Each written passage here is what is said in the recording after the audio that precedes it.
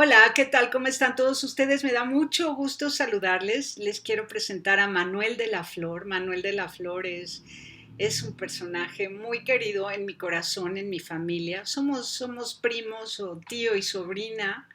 Algo somos, ¿verdad, Manuel? Sí, sí, sí, El hecho algo. es que su papá es primo hermano de mi abuelita. Y lo digo en presente, no obstante que mi abuelita ya vive en el cielo. De todas formas, pues ella sigue viva. Entonces, su papá es el gran pianista Manuel de la Flor que ustedes han de conocer. Y Manuel heredó todos los talentos de su papá en el arte, con la fotografía y en ese pensamiento profundo en la filosofía. Su papá hace música y con eso hace poesía, con la música cautiva, con la música nos lleva al cielo. Y Manuel hace filosofía y ama la verdad, es un buscador de la verdad. Manuel, primero te saludo y luego digo más cosas. Sí, sí, sí, sí. A ver, ¿cómo estás? Muchísimo gusto platicar contigo. Yo también con muchísimo cariño. Ya sabes que, bueno, esto es algo que a lo mejor, bueno, obviamente no, o nadie sabe, o muy poca gente sabe. Realmente nunca tuvimos contacto de niños, como pues en otras familias, por diversas razones y circunstancias. Y nos conocimos pues ya, no sé, de veintitantos o algo así. Y bueno, siempre con un cariño enorme y siempre, pues, no sé, con el corazón en la mano. Y una emoción enorme verte, una emoción enorme. Haz de cuenta que te veo y veo a todos nuestros antepasados. Así que eso es emocionante. Bueno, a Manuel de la Flor, que él escribe su apellido juntando de la Flor, como si fuera una sola palabra, de la Flor, ¿no? El apellido original es de la Flor. Mi mamá es Ruiz de la Flor, separando las palabras. Pero bueno, a Manuel, cuando se habla de Manuel de la Flor, hijo, no el pianista, sino el hijo, se piensa de inmediato en Jacobo Grinberg. Él fue quien creó la teoría sintérgica o creación de experiencia. Jacobo Grinberg era neurofisiólogo y psicólogo, pero también se le asocia con Carlos Castaneda, antropólogo peruano, autor de libros sobre cosmovisión indígena, libros novelados sobre cosmovisión indígena y que son una delicia, a mí me ha gustado leerlos. Pero Manuel es fotógrafo y filósofo. Fíjense esta combinación, un neurofisiólogo psicólogo, amigo de un antropólogo peruano y amigos ellos de un filósofo fotógrafo. Y juntos han indagado sobre dónde está la verdad, cómo encontrarla, cómo pensar para no caer en sesgos en el conocimiento, en el intento por conocer la verdad, no caer en sesgos, no apresurarse, ¿no? Y bueno, Manuel nos puede hablar un poco de física cuántica, a diferencia de la metafísica, o en qué se parecen o cómo la presentan. Nos puede hablar, advertir sobre los sesgos del conocimiento en la búsqueda de la verdad. Nos puede advertir sobre el relativismo. Nos puede diferenciar entre realidad y verdad. Tradición filosófica siempre, ¿verdad, Manuel? Yo supongo que tienes a algunos filósofos favoritos de la tradición filosófica, Sí, sí, sí. de los que tomas un poco y te avalas con ellos en algunas cosas de las que dices. También nos puede hablar de memoria y empatía, filosofía y fotografía, pensamiento lingüístico y pensamiento corpóreo e intuitivo, tomando en cuenta la herencia, ¿no? De todos nuestros antepasados que nos han transmitido una forma de ser y comunicar. Y está creando, diseñando una cosa que se llama ontología dependiente del modelo.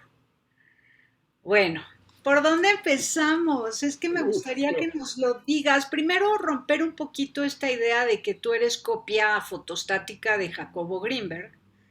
Me ha gustado Sí, mucho bueno, que tú ok. todo el tiempo dices, oye, sí lo conocí, trabajé con él, pero yo también tengo mi búsqueda, ¿no? Por ahí empezamos si quieres. Mira, yo conocí a Jacobo. Jacobo es una persona, bueno, muy controversial porque exploró temas, pues, complicados, temas difíciles, temas que en muchos sentidos son considerados, pues, no sé, impropios de la ciencia. Entonces, en ese sentido, bueno, yo considero que era visionario, pero al mismo tiempo su visión estaba enfocada en comprobar una teoría que él hizo. Él Su pregunta, yo creo, principal, cuando fue creciendo y luego al estudiar psicología primero y luego neurofisiología y luego, bueno, doctorarse y todo eso tenía o fue guiado por una pregunta principal: ¿cómo es que creamos o cómo es que se crea la experiencia? La experiencia él la define como esto, lo que sentimos, lo que vemos, lo que pensamos, lo que tocamos, todas las sensaciones internas corporales, las sensaciones que podrían decirse son externas, como lo que vemos, lo que escuchamos, lo que está alrededor, entre comillas, de nosotros, pero sin embargo hay una cualidad a todo este tipo de cosas, porque uno puede decir, bueno, pues la materia es lo que sientes, ¿no? Y la luz es lo que ves, pero la cualidad de la luz es muy distinta a la interpretación en términos físicos, como por ejemplo frecuencias, ¿no? Se habla que la luz es una serie de frecuencias de tal a tal rango, que más allá están los ultravioletas, que más abajo están los infrarrojos, y bueno, esta gama gigantesca. Pero tú como ser humano, tú como persona y tú como ser viviente, ves la luz y le otorgas cualidades que no están presentes en la descripción física del mundo. Por ejemplo, yo puedo definir el color rojo como una frecuencia que está entre este y este rango. Y si se pasa del rango, ya es otro color. Pero eso es una descripción con números, o sea, numéricamente se puede expresar y podemos tenerla en computadoras y podemos tener focos de color específico porque conocemos esos rangos. Pero la experiencia del rojo no existe en esa descripción física. Y esta es una pregunta que a Jacobo le fascinó. Dicho sea de paso, es también una pregunta que a mí me ha motivado desde niño y por eso Jacobo y yo nos conocimos, porque cuando yo leí uno de sus libros, realmente me vi reflejado en un sentido en esto, en esta búsqueda filosófica, si así se quiere ver, en esta búsqueda del conocimiento, de entender un poco quiénes o qué somos de raíz, desde el punto de vista de, pues sí, del conocimiento más primordial del que pudiésemos hablar. Ahora, su interés fue básicamente comprobar, él tenía una teoría detrás de esto, que decía, ok, la experiencia se crea a través de, y él decía, el cerebro es una estructura muy compleja que nos permite a nosotros ver lo que vemos. O sea, la experiencia está construida por el cerebro en interacción con la matriz básica del universo, que él le decía latiz, y bueno, es un término que él adopta de la física.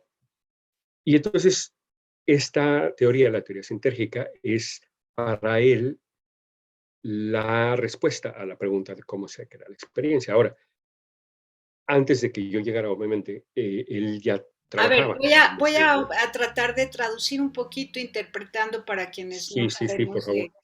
de física nada.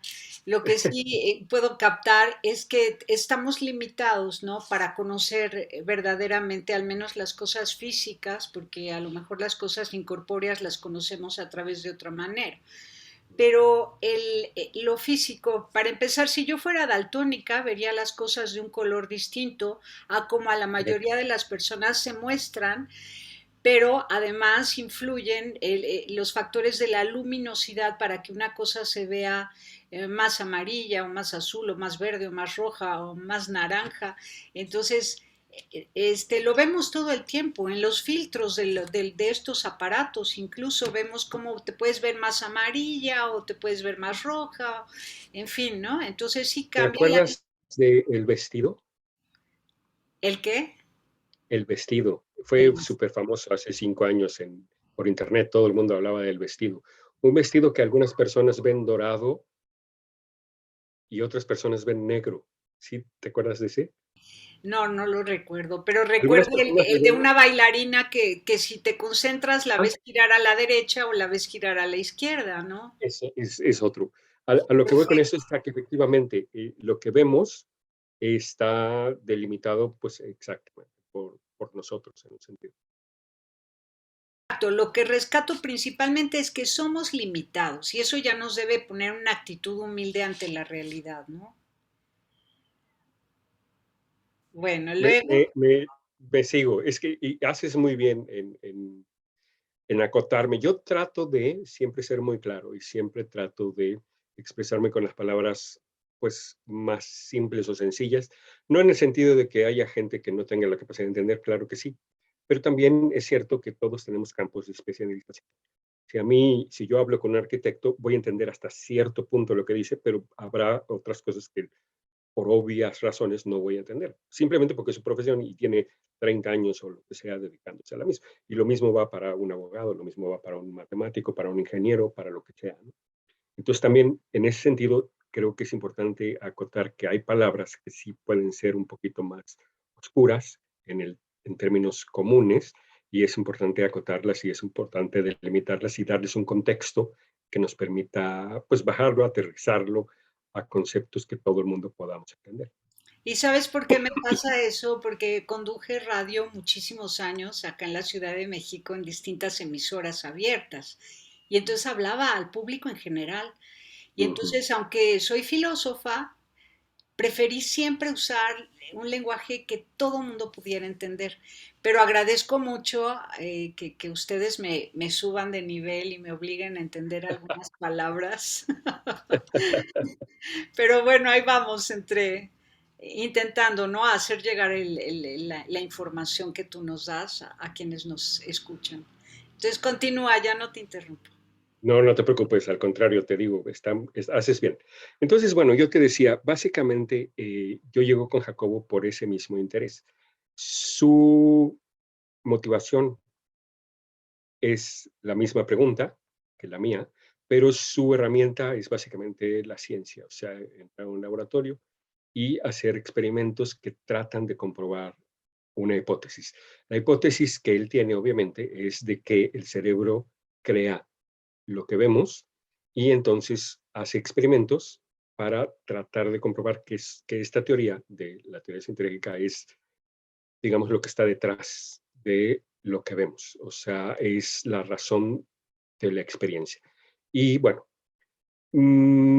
porque me preguntabas un poco de por qué sí y por qué no con él, ¿no? O sea, qué nos diferenciaba, etcétera. Mi pregunta también, a pesar de que yo tengo formación científica, al haber estado con él y en la UNAM y, bueno, metodología y análisis y background, un poco de matemática, un poco de análisis estadístico, todo lo que se necesita para poder elaborar la metodología de un experimento y luego tener las herramientas suficientes como para determinar que los resultados son o no concluyentes con respecto a la pregunta básica que tú te habías hecho originalmente. Pero también a mí me encanta la parte de la filosofía, esto es las razones del por qué incluso la pregunta es importante, que ya va un paso más allá. O sea, una cosa es la práctica. A través de la ciencia podemos obtener aplicaciones prácticas y hay N cantidad de aplicaciones prácticas, incluyendo, por ejemplo, las computadoras o teléfonos o lo que sea que nosotros utilicemos para interactuar, por ejemplo, como tú y yo lo estamos haciendo en este momento. La ingeniería, por ejemplo, es física aplicada y es práctica y nos da herramientas útiles. Y hay muchísimas otras herramientas en biología y en todas las ramas de la ciencia. La filosofía trata de darle un background, como dices background, un marco, ¿no? A la ciencia, en cierta forma la encamina o habla de cómo encaminarla para poder llegar a respuestas que sean no nada más prácticas, sino que también sean útiles a un nivel más profundo. O sea, una, Trascendente, que sea trascendente, encontrar la causa sí, primera y el fin último de todas las cosas, sí, ajá, y comprenderla desde esa búsqueda a la ciencia. exactamente. Entonces, en ese sentido es importante. Muchos científicos ahora o pseudocientíficos dicen que la filosofía y la ciencia son cosas distintas y yo siempre les digo, no, no, no es así. O sea, la filosofía es parte del naturalismo. El naturalismo es una vertiente filosófica y la ciencia es la parte empírica o la parte que comprueba de manera empírica las ideas del naturalismo, que tienen que ver con causa y efecto, que tienen que ver con, bueno, todas las cosas que nos rodean, que estábamos diciendo al principio sobre componen o son los componentes de lo que vemos del mundo, ¿no? Objetos y toda la mecánica entre ellos, etcétera, etcétera. Pero todo eso es parte del naturalismo, que es a su vez una rama de la filosofía, pero hay muchas otras ramas. La epistemología, por ejemplo, es otra rama que a mí me fascina. Epistemología es teoría del conocimiento, o sea, es cuando tú dices, es que yo sé esto, el epistemólogo dice, ¿qué estás tratando de decir? ¿A qué le llamas conocer? ¿Cómo es que tienes este conocimiento? ¿Cuáles son las bases? O sea, es como desmenuzarlo, analizar un poquito más allá una afirmación tan simple y tajante como yo sé cuál es el color azul, ¿no? Es extremadamente simple. Un niño de 5 años o tal vez de 3 años sabe cuál es el color azul, pero cómo sabes que sabes es una pregunta de orden distinto. Y luego, si te acompañas de la ética, es ¿para qué lo sabes? ¿Cómo Sí, sabes que sabes eso? Y dime, ¿para qué lo sabes? ¿No? es ¿Hace cierto. bien eso que sabes? ¿A quién le Sí, hace bien? Eso nos hace más felices, nos hace más buenos, nos hace más libres, más justos, ¿no? que Entonces también es, te metes en un campo importantísimo, ¿no? y Importantísimo. por definición, también dentro del alcance de la filosofía, porque como decíamos, la ciencia tiene alcances muy prácticos, pero también limitados. La ética, por ejemplo, va más allá de cualquier cosa que un experimento científico pueda decir, no porque no haya ciencia, porque claro que hay ciencia y hay experimentos pues, famosísimos que tienen repercusiones éticas, ¿no? Pero la ética en sí misma, como bien dices, pues también va un poco más allá. Me encanta. Ahora, entonces respecto del conocimiento, podríamos hablar de realidad y verdad. Una cosa es la realidad, otra cosa es la verdad. Háblame antes de esto y tal vez como inspiración de Carlos Castaneda. ¿Lo conociste o solo lo conociste a través de Jacobo Greenberg? Y advertir que pues él hizo novelas muy lindas sobre la cosmovisión indígena, pero no dejan de ser novelas. Entonces ahí hay un juego entre realidad y verdad, un poco de fantasía, interpretación y la verdad. Sí, mira, bueno, primero te platico de manera independiente antes de entrar a verdad y realidad, que es complicado, profundo. Te hablo un poquito de Castaneda, que es muchísimo más rápido. Castaneda fue un genio literario, extraordinaria su manera de narrar las cosas y de atraparte como lector. Fue uno de los escritores más exitosos en su momento. No me acuerdo cuántos libros tiene, pero creo que son, pues de menos que yo sepa, 8 o 10 quizá. Eh, Él empieza como antropólogo. Bueno, él se define a sí mismo como un antropólogo que quiere estudiar las plantas de poder llamadas así, como, bueno, por ejemplo, el peyote y otras de estas herramientas. ¿Por qué le digo herramienta? Porque a pesar de que en el concepto occidental, sobre todo a partir del siglo XX realmente, quizá un poco del XIX, pero más bien del siglo XX, se les ve como algo negativo, como algo eh, eh, que necesariamente está mal, ¿no? O sea, el uso de la palabra incluso droga implica esto, pero para culturas pues indígenas, ¿no? Y no nada más americanas, o sea, o no nativo americanas, sino también en Europa y en todas las culturas del mundo, o sea, en todos los lugares del mundo.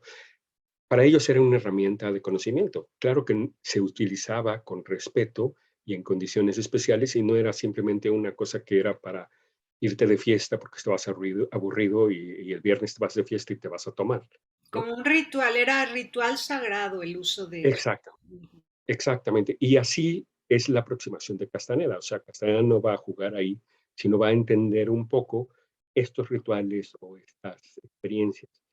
Y se encuentra, bueno, esto es lo que narra él, con un brujo, pero el brujo en vez de decirle a él, oye, pues es que así se usan y para esto, etcétera, lo adopta a él como su alumno, sin que Castaneda supiera nada. O sea, Castaneda va como el investigador y termina siendo investigado y termina también siendo atrapado en este mundo del nahualismo. Nahual, en las palabras de los libros, él habla de los indios yaquis del norte. Están, creo que en Sonora, mayoritariamente. Pero te va llevando de la mano a mundos extremadamente interesantes, divertidos por la manera en que él lo narra y, y también que te confrontan o nos confrontan a nosotros como occidentales con muchos de los presupuestos que tomamos por dado, porque nuestra cultura en mucho está basada en los preceptos griegos, ¿no? O sea, básicamente podemos decir que toda la cultura occidental está basada en dos aspectos. Bueno, es que esto es muy, o sea, cualquier gente que se dedica a la historia me puede llegar a, a decir qué estás diciendo, pero No, estoy simplemente ¿cómo se dice? Sobresimplificando, ¿no? Nuestra filosofía y nuestra ciencia proviene de los griegos, básicamente, desde Demócrito de Albera hasta todo Sócrates y todos nuestros pilares, básicamente provienen de ahí, o del aspecto religioso, ¿no? Con el judío, cristiano.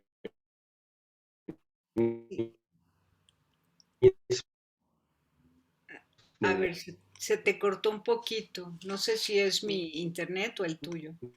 No, Ya es, estás.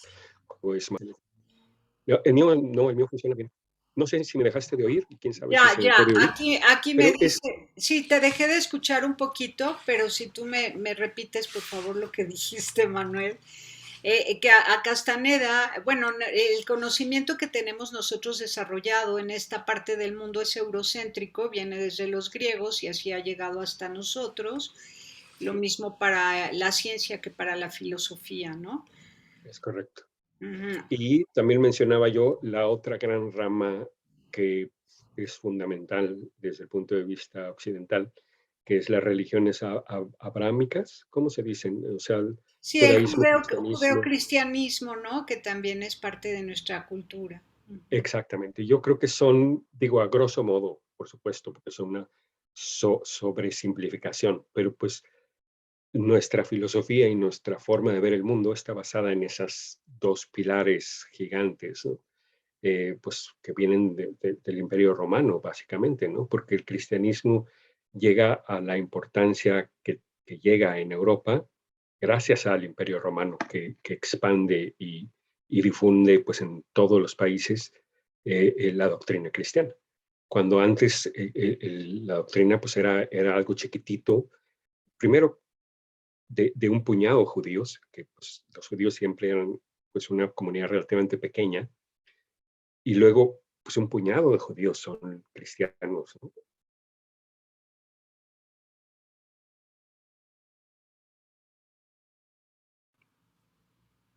Se paró. A ver, Manuel, ¿qué es lo que está pasando aquí con el internet? Hola, hola.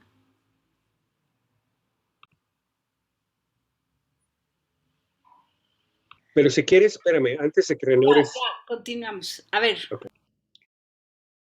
bueno, yo hasta donde oí, después de todas estas desequilibrios en internet, hablando de la ciencia y la técnica, es que, claro, la cultura judeocristiana llegó hasta acá, todo comenzó con que el Imperio Romano tuvo la posibilidad de expandirse lo más que pudo, luego España, luego de España a México y a toda América Latina, bueno.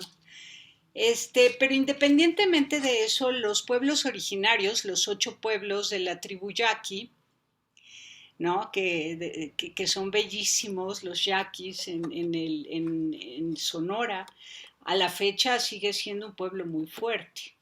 Y allá fue donde estuvo Castaneda y descubrió cosas que jamás había escuchado, ¿no? Que no había conocido. Bueno, él también tuvo la oportunidad de conocer algo de los incas, ¿no? Descendientes incas y toda la cosmovisión inca. Y bueno, es delicioso todo el pensamiento de los pueblos originarios en este lado del mundo. y las aportaciones que hace Castaneda son muy importantes. Yo recuerdo cosas muy lindas como que habla de las relaciones interpersonales. Tú llegas a un pueblo y tienes que saludar a uno por uno porque cada uno importa. O, por ejemplo, para estar feliz en la vida hay que imitar a un perro. El perro da vueltas y vueltas y vueltas en el piso y revisa toda el área donde se puede finalmente echar y ya que encuentra su lugar exactamente se acomoda. Entonces que el ser humano también tiene que explorar y explorar hasta encontrar su lugar y así va transmitiéndonos la enseñanza que él recibió al convivir con los pueblos originarios. Ahora, sigue adelante con tu exposición de Castaneda. ¿Tú lo conociste? ¿Fuiste su amigo? Sí, lo conocí. La primera vez que lo vi en la Catedral de la Ciudad de México. Y a mí me impactó que yo supe quién era sin haberlo visto nunca, o sea, porque no había fotos, no había, casi no hay nada de él. Era una persona muy reclusiva, muy privada, extremadamente privada. Entonces no daba entrevistas, no, realmente no era una persona pública, era muy conocido por sus libros, porque el éxito de sus libros pues eran bestsellers. Entonces había, y sigue habiendo quizá, pues una cantidad gigante, enorme de personas atraídas a todo este tipo de cosas de chamanismo o la cosmovisión prehispánica gracias a los libros, porque pues abren los ojos y te invitan a mundos exóticos y son extremadamente llamativos. Casanova es un escritor excepcional. Y bueno, el hecho de verlo por primera vez y dije: "Es él", porque cada vez que entraba una persona ahí estábamos, pues, adentro de la catedral, una capilla. Eh, bueno, tú conoces la catedral, obviamente, ¿no? Del lado derecho hay una como capilla, o sea, no es la iglesia principal, sino es como una capilla que supongo que es para bautizos, no sé para qué la usen, pero, ahí estábamos esperando, porque ahí no sabíamos qué va a haber. Y pues entraba mucha gente y yo decía: "¿No será o no será?", porque no sabía yo ni qué esperar. Pero de repente va llegando este cuate, no muy alto, de unos 70 más o menos de estatura. Él habrá tenido unos 60 años en aquel entonces, con un traje, pues, como color caqui, ¿no? O sea, no era una persona que llamara la atención desde un sentido, pues, ya ves que hay gente que impone de entrada, ¿no? Quizá por la manera en que habla, quizá por la altura o alguna característica física. Él no tenía ninguna característica física sobresaliente, pero tenía algo, emanaba algo, una aura, si le quieres llamar así, no sé qué. Y sí, lo supe. Y bueno, pues sí, conviví con él, no tanto, porque tampoco lo vi 3, 4 veces cuando venía a México. Siempre venía en grupos pequeños, o sea, él traía como a sus brujas, él andaba siempre con mujeres. Y venía a ver a un puñado de gentes, o sea, Jacobo, estaba Tony Karam, que a lo mejor lo ubicas. Tony Karam es el presidente de Casa Tíbet en México. Él es budista. Estaban 2 o 3 personas más, que Carlos Ortiz de la Huerta, no recuerdo los nombres de los demás. O sea, éramos 5 o 6 personas con Castaneda, y ya. Y pues sí, o sea, cada vez que venía, pues era amanecernos platicando, que era divertidísimo, era extremadamente divertido y siempre tenía alguna anécdota y siempre era interesante. Era de esas personas que te hacen ameno el tiempo, ya sabes, que con quien siempre hay algo que decir. Entonces era muy divertido. Qué lindo. Bueno, y de él también tomas esa apertura, ¿no? A que hay algo más de lo que podemos conocer por los principios que nos han dado para conocer, ¿no? O sea, la epistemología es mucho, muy amplia Sí, y se atreve a ver cómo miran los otros, porque si yo veo algo y me acerco a ti y te digo, a ver, ¿tú cómo lo ves? ¿Tú cómo lo Claro, ves? Como un poema que escribí un día que decía, ¿qué se sentirá escribir con la pluma de un amigo? Con el eso está muy bonito. bolígrafo de un amigo. ¿Qué, Sí, qué será escribir con la pluma de un amigo? Igual, ¿qué sí, será ver con los ojos de otra persona? muy ¿Cómo, bonito. cómo será ver con los ojos de otro pueblo? ¿No? ¿Qué ven Hermoso, sí. ellos? ¿Qué ven ellos? Desde lo que saben, desde sus principios básicos, muy básicos para conocer la realidad, ¿qué es lo que ven? ¿Qué es lo que saben? Y así cada cultura tiene algo que darnos, ¿no? Entonces, por eso elegiste la epistemología, querer conocer desde dónde se puede conocer, cómo se llega al conocimiento. Sí, sí, sí, sí, sí. Para mí, la pregunta siempre fue existencial, si quieres verlo así.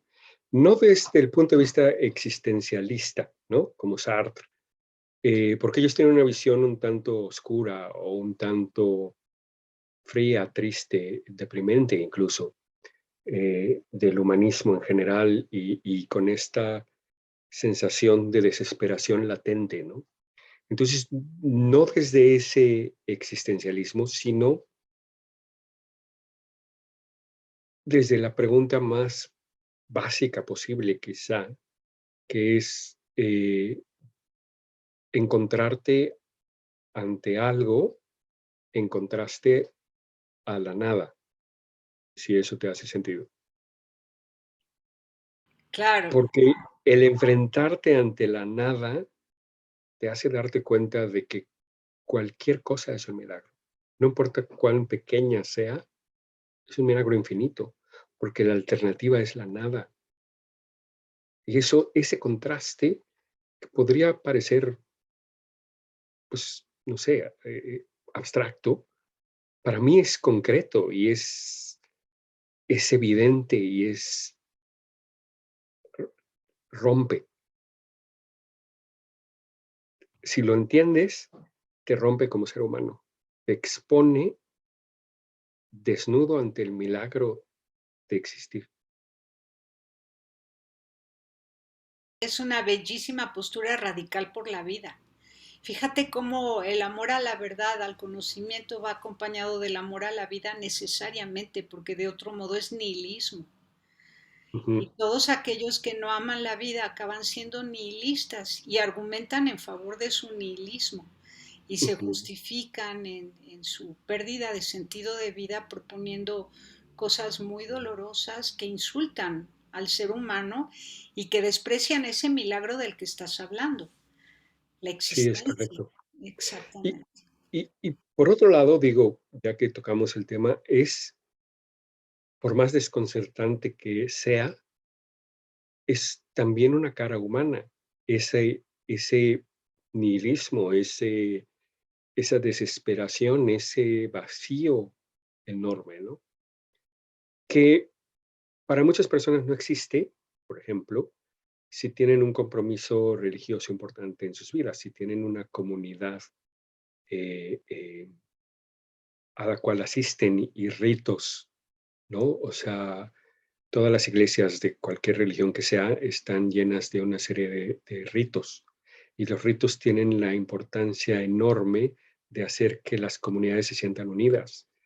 Y estas son herramientas, pues, desde los tiempos, o sea, podemos seguirlos hasta la historia básica, toda la historia de la humanidad, ¿no? O sea, son herramientas que permiten precisamente solventar un poco este vacío ante, ante la nada, ¿no? Y esta existencia un tanto, pues, vacía o, no sé, es difícil, pero al mismo tiempo yo siento que hay que tener una compasión gigante porque hay gente que no tiene camino, que no tiene nada que le dé calor en su corazón. Y esto es triste. Y fíjate, no es porque haya gente que sea mejor que otra o que tenga más suerte que otra o que tenga más inteligencia. No tiene nada que ver con eso. Todos y cada uno de nosotros somos presa en algún punto de nuestras vidas o a veces durante largas trayectorias,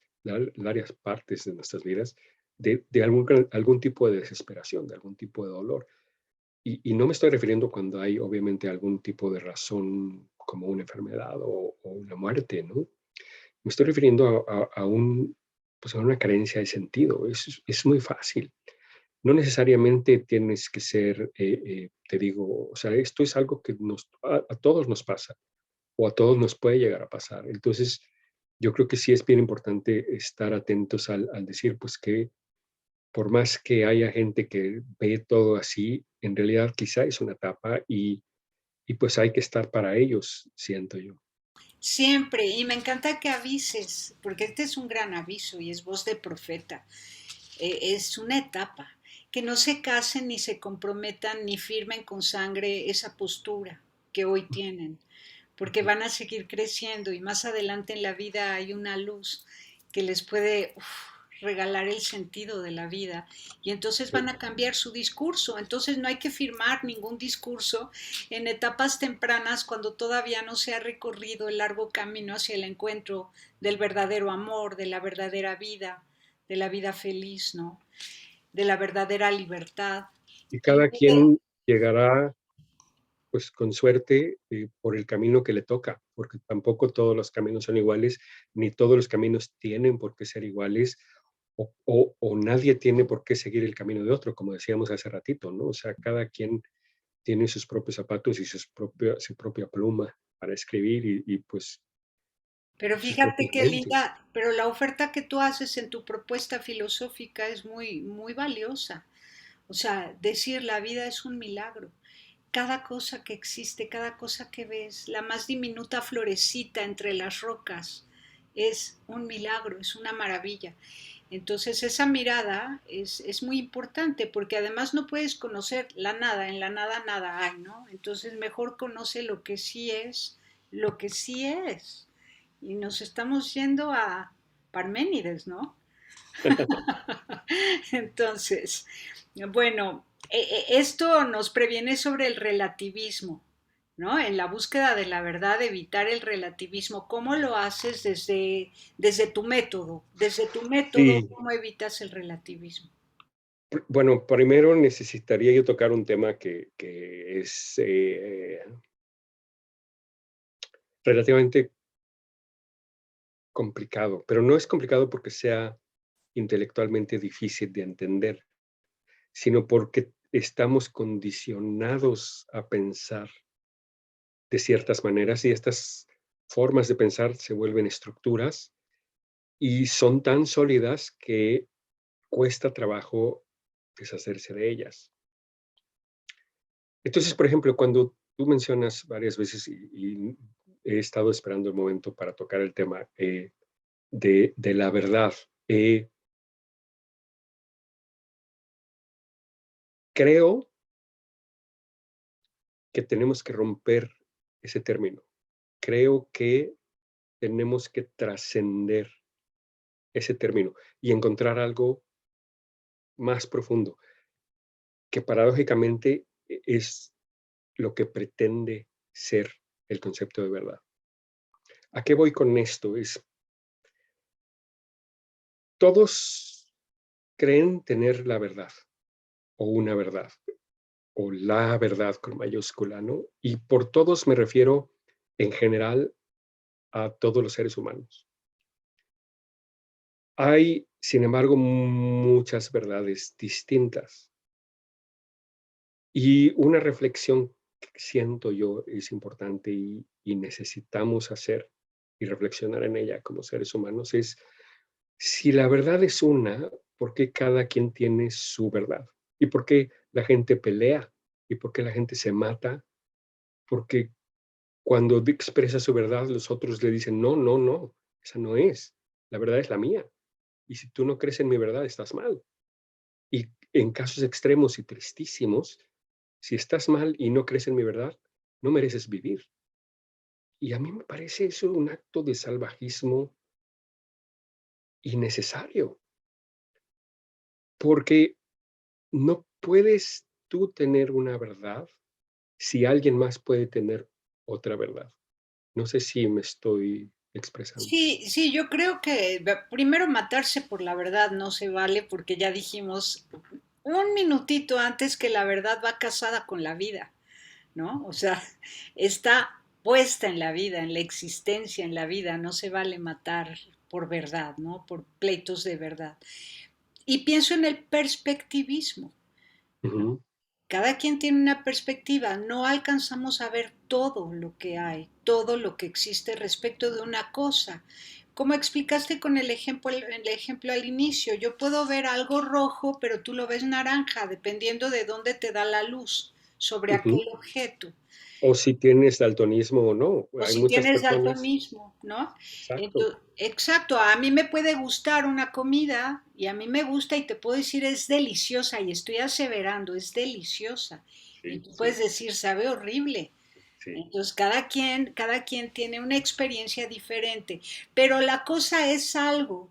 Y lo fascinante es buscar ese algo. ¿Qué es la cosa independientemente de tus gustos, disgustos, fobias, pasiones, anhelos, sueños, imaginación, fantasía, experiencias previas? ¿Qué es la cosa? Sobre todo Ujú, lo importante, las cosas trascendentes y necesarias, lo necesario. Porque sí. entonces si descubrimos que hay la trascendencia, que hay la vida futura, me aporta una esperanza de vida impresionante, ¿no? Entonces, por eso las cosas necesarias vale la pena seguir indagando filosóficamente para Ujú. abrazar la sabiduría algún día, si es que llegamos a la sabiduría, pero Si buscar, es que llegamos. buscar Pero, con pero ese tocas un, afán, buscar con ese afán nos hace humildes. sí, es muy importante, eso es importantísimo. Por eso es que en el momento en que yo siempre digo esto, ¿no? O sea, cuando creas tener una verdad, di en dónde estoy cometiendo el error. O sea, ¿cuál es el error que estoy cometiendo que me permite tener una certeza? Porque yo no estoy aquí para tener certezas. Mi certeza, si acaso, debe de ser la pregunta, o sea, el hecho de que puedo preguntar. Y tocaste quizá el tema más importante en este sentido, cuando dices tenemos perspectiva. Sí, exacto. No tenemos verdades, tenemos perspectiva. Desde mi perspectiva, yo veo esto así. Desde mi concepción, esto es así.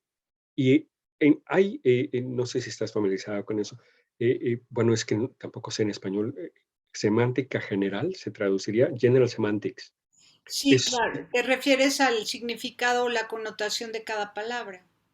sí, pero General Semantics es un movimiento de un filósofo Kropotkin, creo que habla acerca de la importancia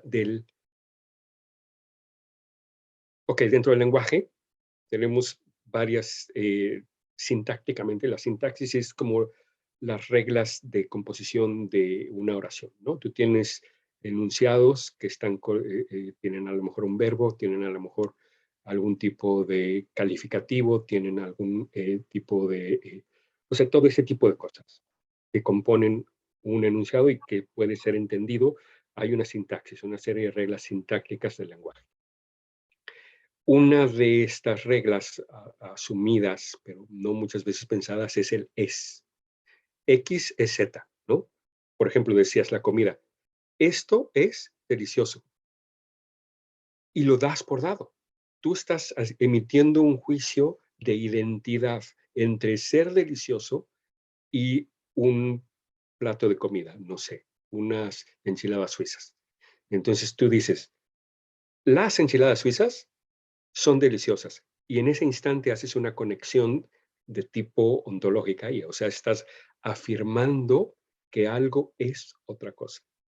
Y lo que ellos decían de una manera genial, los proponentes de esta variante filosófica, es hay que eliminar el es del lenguaje. Y es súper valioso.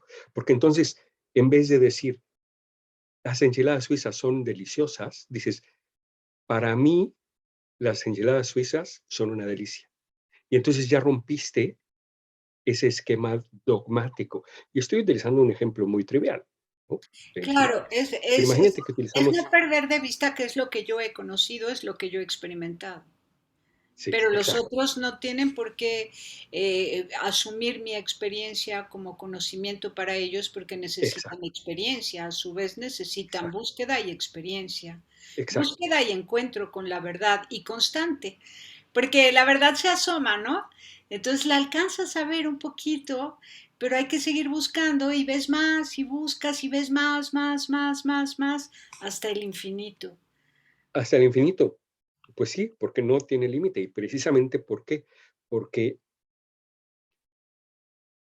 insisto, a mí la palabra verdad y el concepto no me gustan, pero siguiendo con esta idea que estás diciendo, que por supuesto hace sentido y es completamente lógica, lo que estás diciendo es, la perspectiva no es la verdad.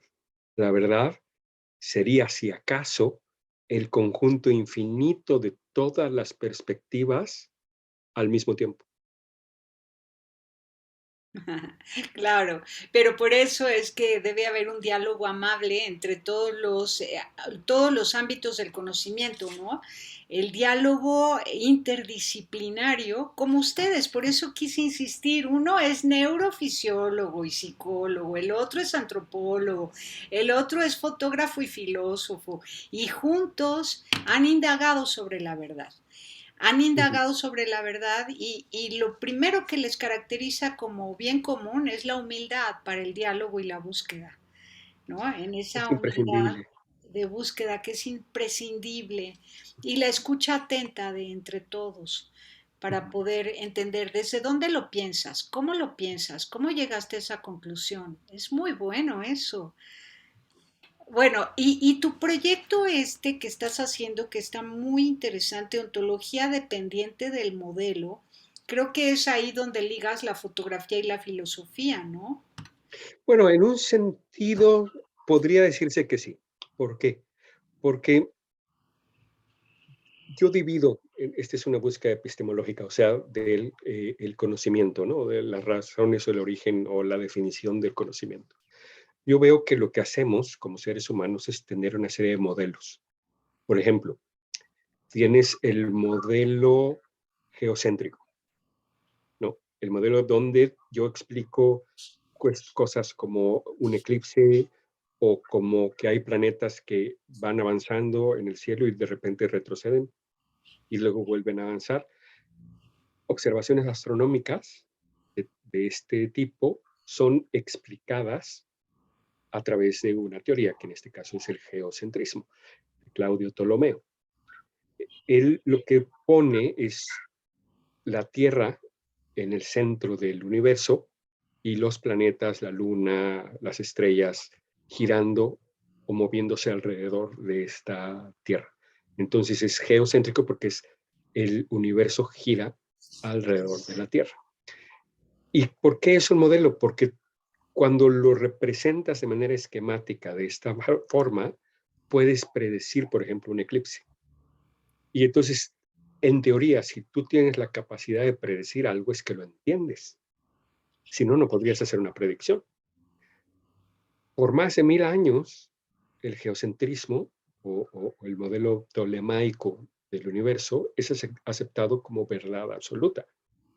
La misma iglesia lo acepta y lo abraza como parte de sus enseñanzas, demostrando que, por ejemplo, las descripciones bíblicas acerca del firmamento, acerca de que, bueno, toda la descripción judía del universo, cómo lo entendían estas tribus pues, milenariamente, ven en Ptolomeo la culminación de ese modelo abstracto en un modelo concreto con reglas específicas que describe la verdad del mundo.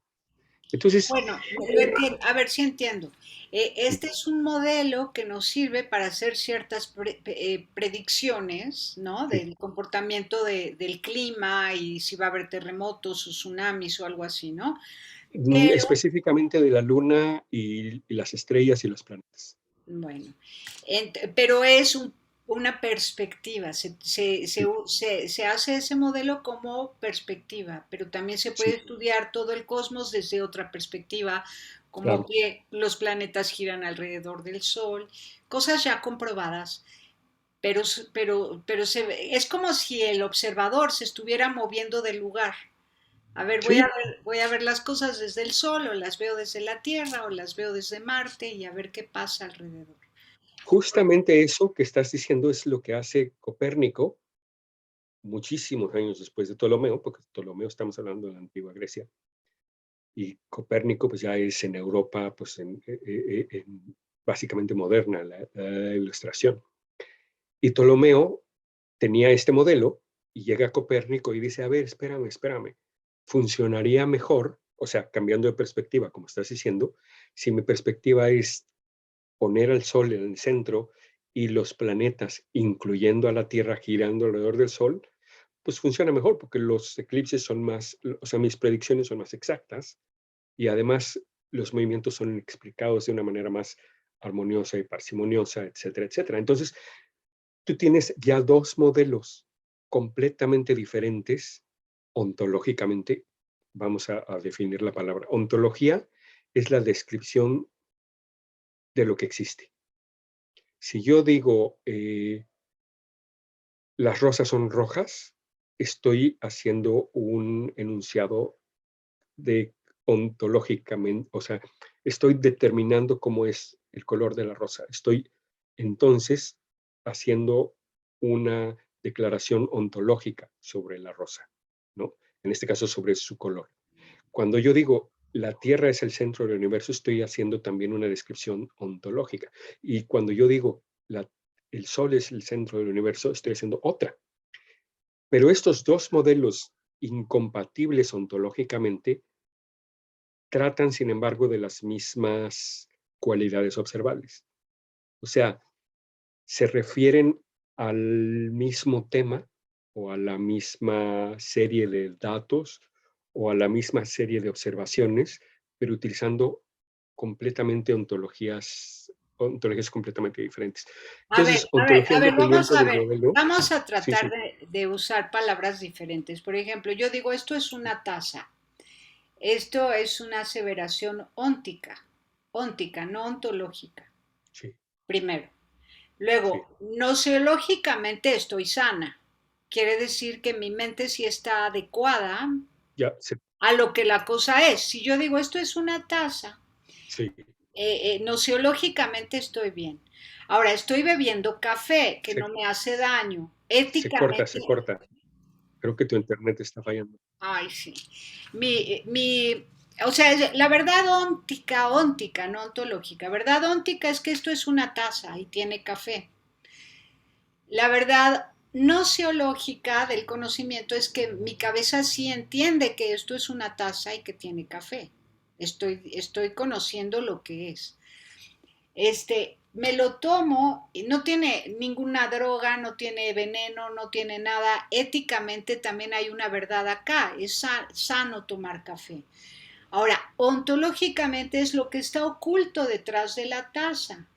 ¿Qué serían aquellas cosas ocultas detrás de la taza que el científico revela? El científico revela a lo mejor el material, el peso, el volumen.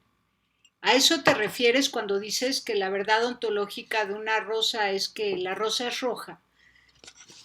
¿Te refieres Es a que correcto. originariamente la semillita de la rosa era roja y no había más rosas que rojas? ¿A eso te refieres? Sí, te cortas mucho. Dice aquí que tienes bajo ancho de banda. Sí, Eh, tengo bajo el internet. ¿Me lograste entender algo de lo que dije? Entendí algo, sí, pero se cortó mucho. Estabas hablando de la diferencia entre declaraciones de tipo óntica con respecto a cualidades específicas. Sí, o sea, la diferencia entre una verdad óntica, una verdad ontológica, no Sí, seológica, que ya es la verdad que está aquí. La óntica es lo que la cosa es, la nociológica lo que yo sé de la cosa, ¿no? sí, Si mi cabeza se adecua a lo que la cosa es, entonces tengo una verdad nociológica correcta. La verdad ética de la cosa es que ni tengo intención de mentir sobre lo que es un café, no es Coca-Cola ni otra cosa. Y digo la verdad, hay una ujú, verdad ahí ética. Y luego la verdad ontológica, a diferencia de la óntica es simple, lo que está a la vista, pero la ontológica es lo que está oculto detrás de esto. Lo Pero oculto. nota que la ontológica se asume siempre. La óntica es evidente, la ontológica se asume. Se asume, pero podemos caer en el error. Por ejemplo, yo te pregunto, ¿de qué es este material? Tú podrías decir, es plástico, es vidrio. Como que se pasmó la imagen. Sí, por ejemplo, yo puedo decir, no tengo elementos suficientes para determinar cuál es la composición. Si tú me dices, es de plástico, yo no tengo elementos suficientes para corroborar esa afirmación. Desde aquí. Exacto, exacto. Entonces ahí podemos caer en muchísimos errores de conocimiento. Por eso es que tu tarea científica como filósofo de la ciencia, que es una rama muy especializada de la filosofía, filósofo de la ciencia, para que los científicos no mientan, no caigan en trampas de conocimiento, en falacias, en sesgos de conocimiento, ¿no? Que además ese es otro campo gigantesco. Todas las diferentes formas que nuestro pensamiento propio y la manera que tenemos de enlazar pensamientos con otros nos hacen caer en trucos gigantes, o sea, falacias lógicas de todo tipo, ¿no?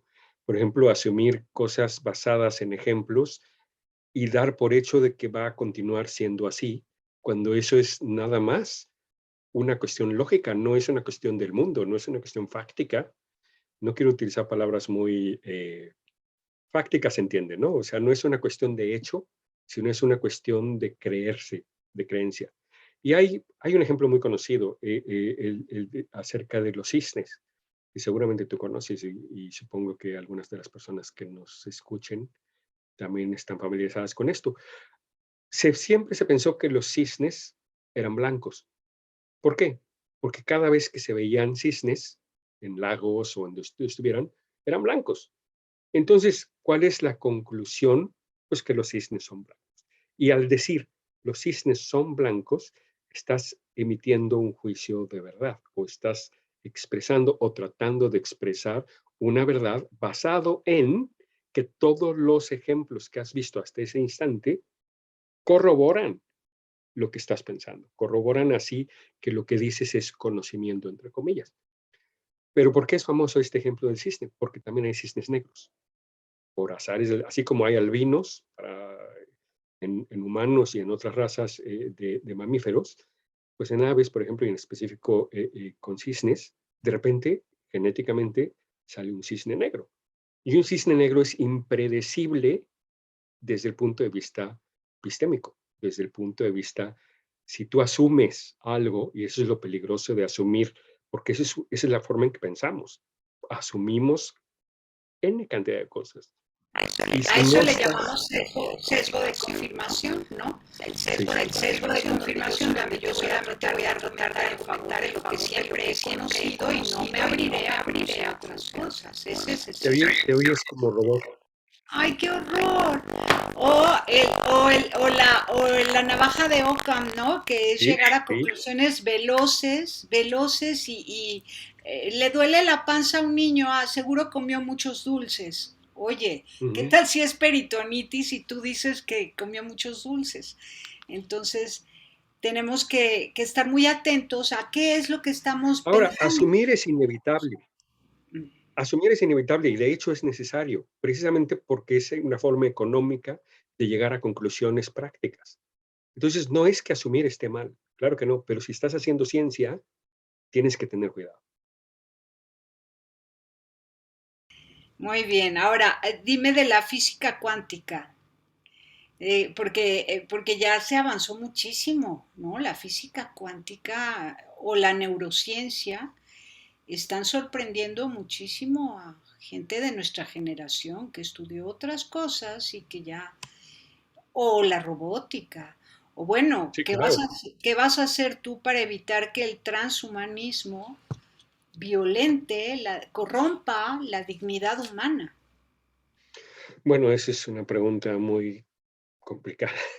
Eh, Vámonos Y por lo sí, más fácil primero, háblame de la física cuántica y... pues no tiene nada de fácil. En la física cuántica, Niels Bohr, uno de los iniciadores, decía, y abiertamente, estamos hablando de principios del siglo XX, si crees que entiendes la física cuántica, es que no la entiendes. Y esa afirmación que tiene más de 100 años sigue siendo correcta. Uno de los físicos más importantes de las últimas décadas eh, decía, ahorita te digo, tiene una frase muy buena que se me fue ahorita, eh, pero es básicamente como lo mismo que decía Bohr, ¿no? O sea, si crees que la entiendes, regrésate a los libros, significa que no has entendido nada. ¿Y por qué esto pues tan risible en un sentido de decir es que nadie la entiende? Pero ¿cómo nadie la entiende si estamos utilizando tecnología todo el tiempo basados en principios de la física cuántica? Por ejemplo, algo que utilizamos, pues, yo creo que todos actualmente, es el GPS, el GPS, ¿no? Lo que nos lleva al restaurante o lo que nos lleva a nuestro hotel en nuestras próximas vacaciones, o al, no sé, cuando vas a comprar algo y vas a la tienda y no sabes dónde queda, pues te guía el GPS, el GPS. Y el GPS utiliza principios de la mecánica cuántica para, aquí tengo que, no quiero ser tan detallado, pero fíjate, hay un radio en tu aparato, en tu coche o en tu teléfono celular que se comunica con un satélite. La diferencia de velocidad, porque la luz tiene cierto límite, o sea, hay una latencia entre la señal que emite tu teléfono celular a la red celular, porque tu celular no se, o sea, tu celular triangula entre la red celular y el satélite. Y esta latencia hace que no sea en tiempo real. Y la forma que tenemos para que funcione lo más cercano al tiempo real, ese cálculo implica mecánica cuántica. Ahora, ¿qué es la mecánica cuántica? Digo, a muy grosso modo. La física del siglo XIX hablaba de átomos, hablaba de fuerzas, hablaba de que básicamente se conocía el funcionamiento básico de la materia y de, pues, los componentes últimos, entre comillas, de lo que componen lo que se llama realidad, ¿no? O sea, todo está hecho de objetos, los objetos tienen masa, la masa tiene o puede ser o no cambiada de lugar a través de una fuerza, la fuerza se mide y hay ecuaciones muy conocidas, la masa es fuerza, aceleración, velocidad, todo ese tipo son perfectamente medibles, matemáticamente expresables, y pues ellos decían, ya está todo, ya entendemos básicamente todo. Y a principios del siglo XX, algunos físicos, tratando ya de finalizar el edificio de la física, se encuentran con una serie de cosas muy curiosas. Por ejemplo, las partículas que componen los átomos no se comportan como partículas todo el tiempo, sino que a veces son función de onda. Este es un concepto un poco abstracto, pero digamos que tú puedes imaginar que las partículas elementales son como bolas de billar, pero haz de cuenta que a veces una bola de billar desaparece y solamente hay frecuencias, como por ejemplo podemos entender una frecuencia, el audio, ¿no? Si yo hago así, estoy creando reverberaciones en el aire que llegan al micrófono y que llegan a nuestros oídos. Entonces, esas reverberaciones son frecuencias muy específicas. No son partículas, o sea, no son bolas de billar, son frecuencias, ondas. Lo mismo la luz, lo mismo muchas cosas a nuestro alrededor. La física cuántica se da cuenta entonces de que a veces las partículas no son partículas, sino que son ondas. Y eso contradice, por supuesto, todo lo que vemos aquí, en donde pues una bola de billar sigue siendo bola de billar todo el tiempo. Pero a nivel de lo muy, muy chiquito, esto no es así. Y se dan cosas extrañísimas. Por ejemplo, si tú tienes, bueno, hay un experimento que es muy famoso, que es el de la doble rendija, no sé si estés familiarizada con él. Tampoco quiero entrar muy a detalle porque, digo, cualquiera que quiera buscarlo puede buscar así literalmente en YouTube y Ujú. buscar experimento a la doble rendija y bueno, ahí se entretienen un rato, porque habla justamente de esto, cómo algo puede ser onda o partícula y a veces interferir consigo mismo. Esto es como si una bola de billar, cuando tú la tiras a otra parte, se convirtiera en 1 millón de bolas de billar y chocara con ella misma en tiempo real y produjera algo completamente inesperado del otro lado. O sea, ese tipo de cosas son por las que se dice que nadie entiende la mecánica cuántica, porque no tenemos conceptos, o sea, nuestros conceptos se rompen ante lo que vemos como los resultados de los experimentos. Wow. Estaba pensando mientras describías este experimento en el mercurio, cómo se separa en bolitas chiquititas o estaba pensando cuando cortas por la mitad una lombriz Ujú. y entonces se empieza a mover como si tuviera todo, como si Sí, fuera un nuevo ente, ¿no? Cada sí, pedacito de lombriz es una nueva lombriz. Es sí. impresionante, bueno, pero eso es como de manera muy a la vista, pero la física cuántica tiene más datos, muchos, muchos, muchos.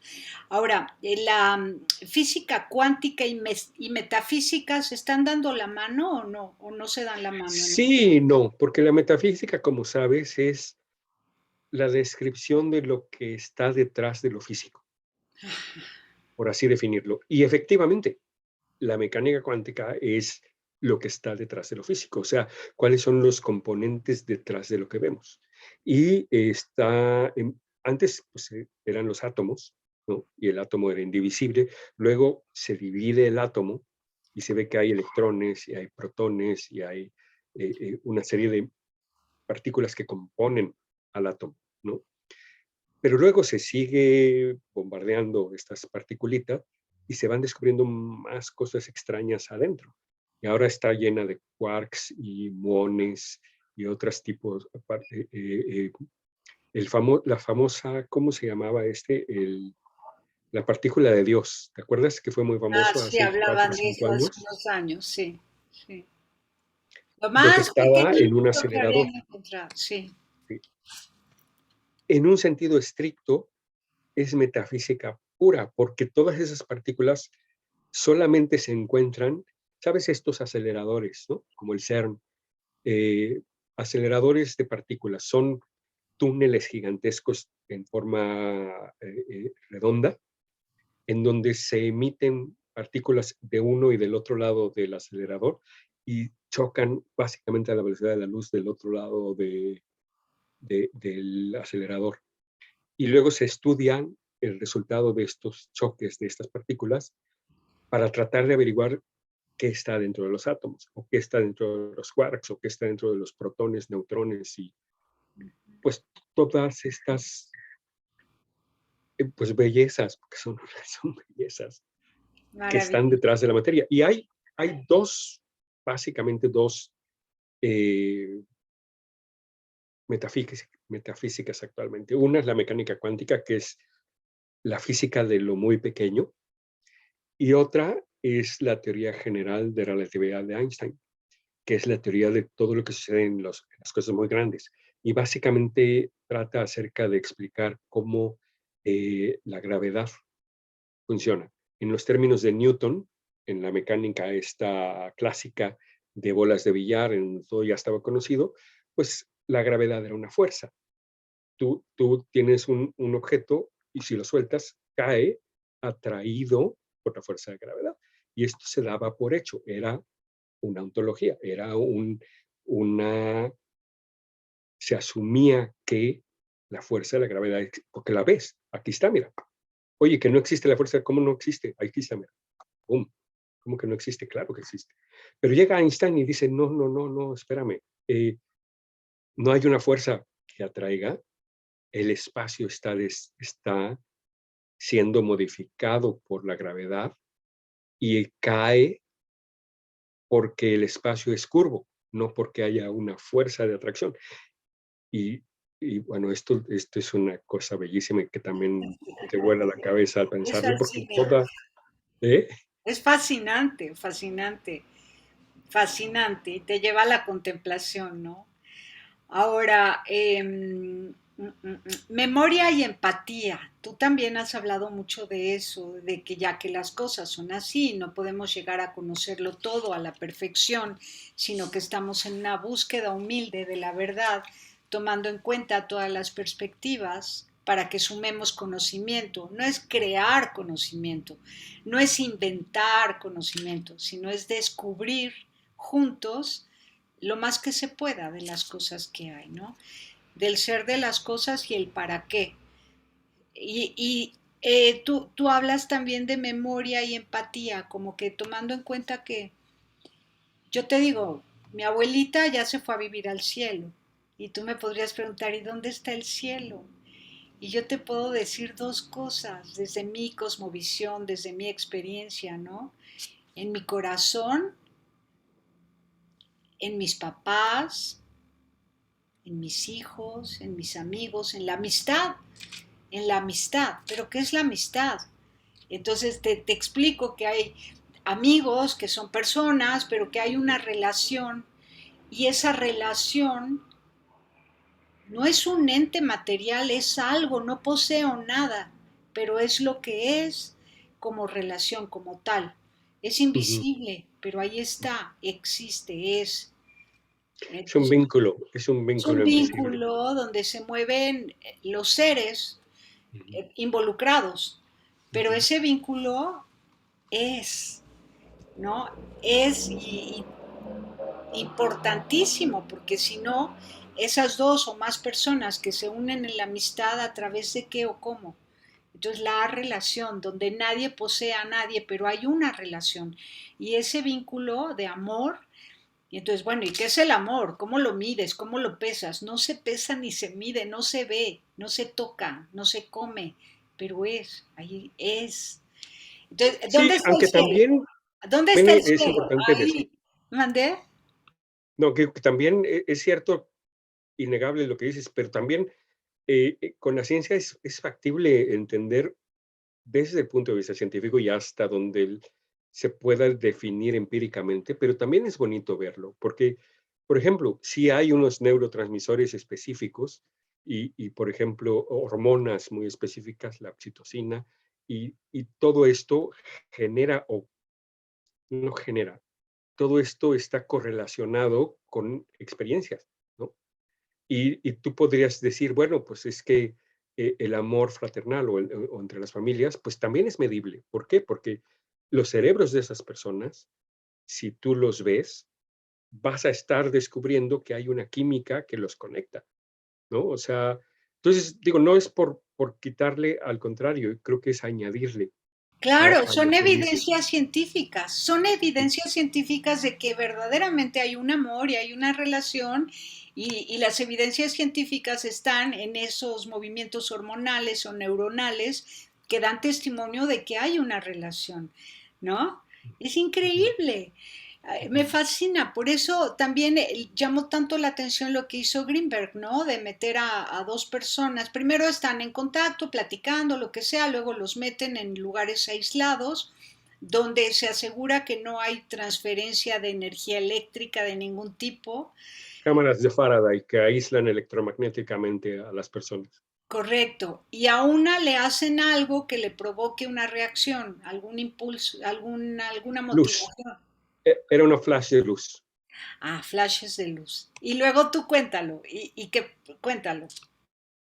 Bueno, el flash de luz produce en el cerebro de la persona estimulada una reacción muy conocida que es un potencial evocado. Ese es el nombre técnico. Lo que ves cuando tienes electrodos conectados en el eje, ya ves que el eje es esta respuesta de las neuronas, de la respuesta eléctrica, pues se ven una serie de patrones a diferentes velocidades con diferentes voltajes de la actividad cerebral. Cuando tú presentas un flash de luz, el cerebro hace como una respuesta muy, muy clara, porque las neuronas en la corteza occipital están reaccionando ante el estímulo. El estímulo entra a través de los ojos, pasa a través del nervio ocular y llega a la zona occipital, que es donde es procesado. Y estas neuronas se excitan al recibir el estímulo a través de los ojos. Entonces, esta excitación es medido como un cambio en voltaje, porque al final de cuentas la reacción de las neuronas pues es voltaje, ¿no? Claro, también hay un componente químico, pero en ese no nos metemos, al menos no desde el punto de vista del EEG. El EEG nada más mide el voltaje y se puede ver la reacción del cerebro ante el estímulo.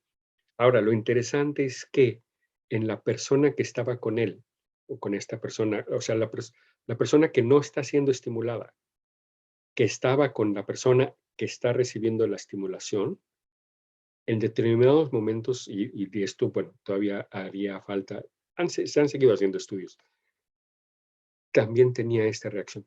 O sea, en el cerebro de la persona no estimulada también había una respuesta. Ahora, muchos dicen, bueno, pero es que eso es telepatía. No, porque no era una respuesta consciente. O sea, la persona no se da cuenta, pero sus cerebros siguen conectados. Eso es maravilloso y de altísima responsabilidad saberlo, porque fíjate el efecto que nos provocamos unos a otros, ¿no? El efecto es que es impresionante. Yo siempre he dicho a estos que hablan mucho de desarrollo humano desde un punto de vista muy superfluo, ¿no? De que pues tú eres tú y tú eres quien se tiene que hacer feliz a sí mismo y tú hazte cargo de ti mismo y que el mundo ruede y solo piensa en ti, ¿no? Y si otros te hacen llorar es tu culpa. Sí, es horrible. Ellos no te Eh, hicieron llorar, tú lloraste. Ellos no te que es hicieron enojar. correcto hasta cierto punto, sí, pero Sí, es en una cierto visión sentido. completamente, bueno, sí, no, es que es un tema.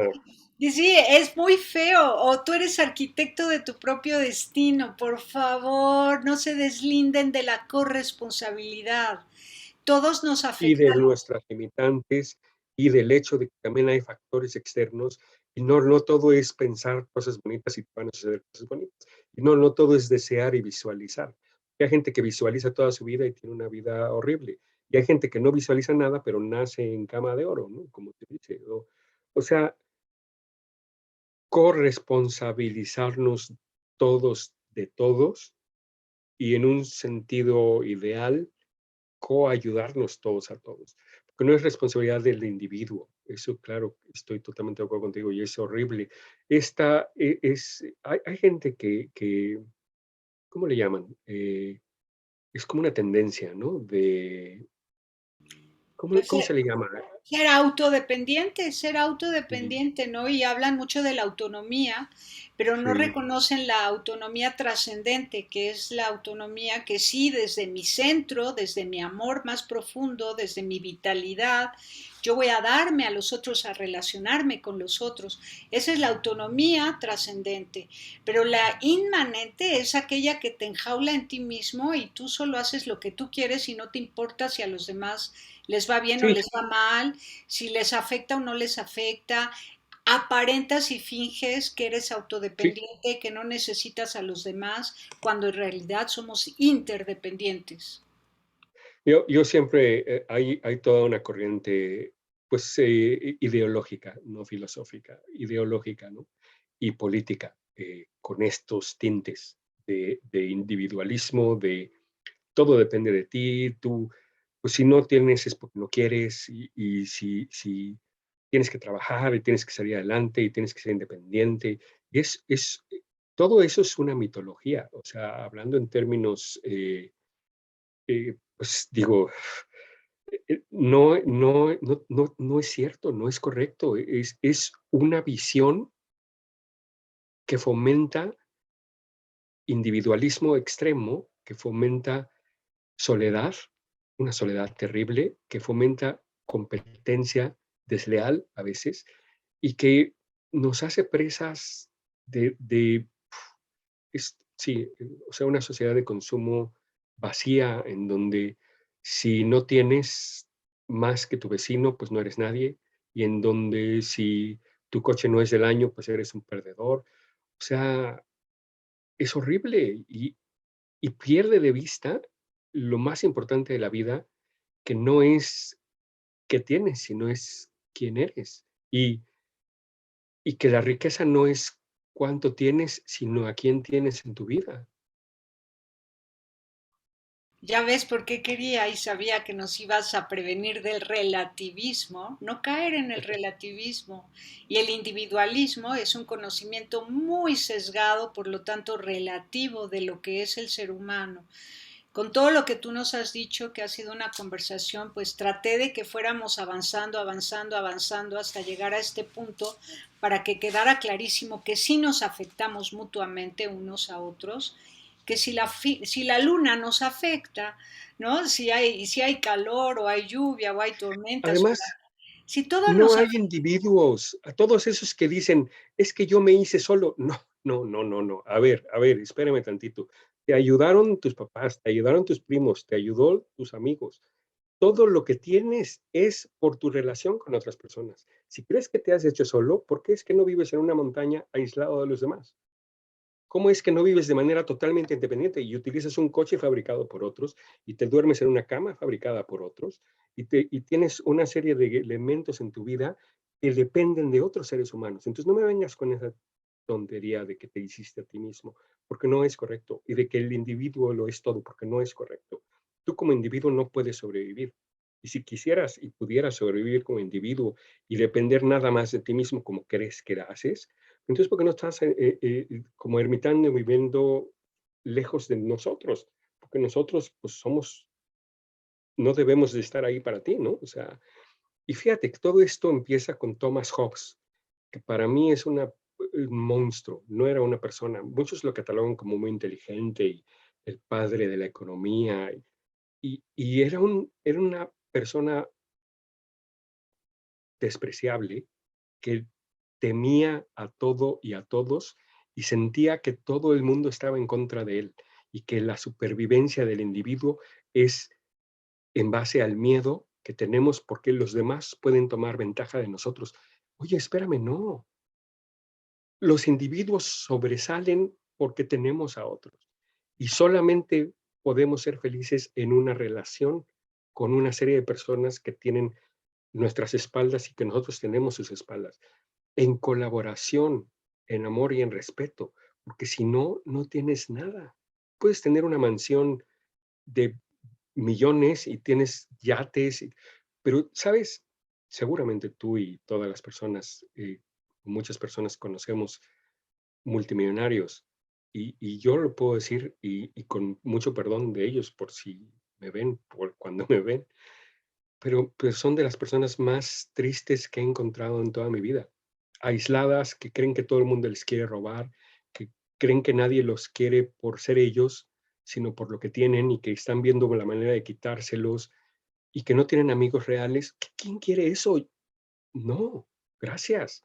He visto gente humilde que me da a veces una tortilla con huevo, porque eso es lo que tiene, y que tienen relaciones interpersonales plenas. Sí, también peleas y también se gritan, pero viven en familia, se apoyan unos a otros, tienen fiestas gigantes de todo el pueblo y son gente muchísimo más feliz que no tiene nada, entre comillas, porque en realidad tiene mucho más, porque tiene contacto, porque tiene familia, tiene amigos y sabe que en conjunto somos e individualmente dejamos de ser.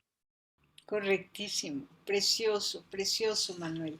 Y bueno, y de los antepasados también hay que recordar esa memoria que está en nuestra piel, está en nuestro corazón, en nuestra mente, porque en el ADN también está toda esa información histórica, ¿no? Y no se puede anular, no se puede cortar. Y empezar cada generación a inventar el hilo negro, qué tontería. Entonces, ¿dónde está la evolución humana hacia la perfección del amor? Tenemos una visión pequeñísima y la historia se repite precisamente por lo mismo, porque no aprendemos, pero yo quiero pues, tener esperanza, prefiero tener esperanza. Y fíjate, tomando esto que dices de los antepasados, te voy a hacer una reflexión pequeñísima.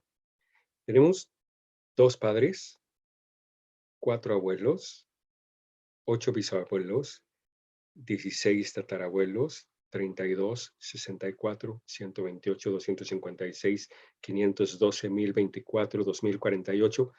Si nos vamos 15 generaciones atrás, estamos hablando de miles de personas, miles. Y si nos vamos 20 generaciones atrás, estamos hablando de que nuestra existencia, de todos los que estamos aquí, cada individuo que existe el día de hoy, de nuestra existencia dependió de lo que hicieron toda la gente, toda la humanidad hace 30 generaciones. Si alguien se hubiera tropezado con una piedra y no hubiera conocido a la mujer con la que tuvo hijos, no estaríamos aquí. Una persona de millones hace 2000 años que se hubiera tropezado y no hubiera conocido a esa persona, no estaríamos aquí. O sea, dependemos todos de todos. No podemos estar más conectados. Y la gente cree que somos individuos. No, hay que venerar la vida de unos y otros y hacer comunidad. Ay, Manuel querido, Manuel de la Flor, muchísimas gracias. Gracias por esta conversación contigo. Hacía tiempo que tenía deseos de comunicarme contigo y que nos explicaras esto, esta forma de conocer la vida que tú tienes.